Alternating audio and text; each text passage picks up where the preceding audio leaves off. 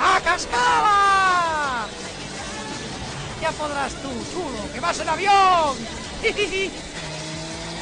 Y agora al quite que voy a contar otra vez cómo se fai la mantega. Que no lo tenga que repetir. Primero, garres la vaca y catiesla. Y coges la yechi y llevesla a un sitio que te oscurino pero frescuco. Después vas yendo a visilala, un día sí y al otro también.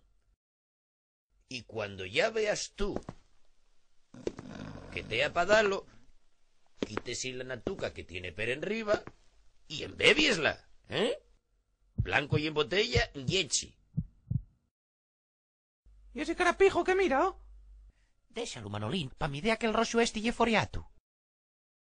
Ahora sí. Habéis de tener cuidado si lo metéis en una cuebuca porque gusta mucho a los osos. Y hablando de osos, a ver, tú, Tomasín, ¿quién mató a Fabila? El Oviedo, a disgustos, ¿oíste? Muy gracioso. A ver si te ríes tanto cuando deamos les notes. Ah, Tomasín.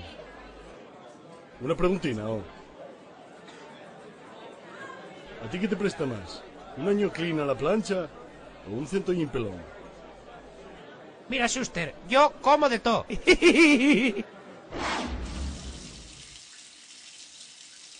Cago en mi máquina.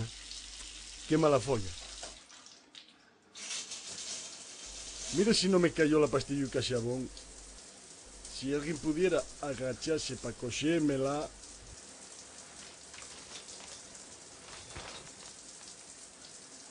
Ah, Tomasín, a mí que ¿Quieres meterte pico, eh? El pico y la pala. Este pierde más aceite que cantizano.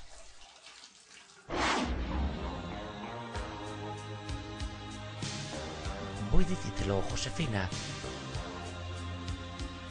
No lo entiendo. Y es la primera vez que me pasa. No te preocupes, Vivi. Siempre podemos probar con la Viagra. Hombre, no me jodas. Ah, Tomasín. ¿A ti qué te presta más? ¿Un año clean a la plancha o un centollín pelón?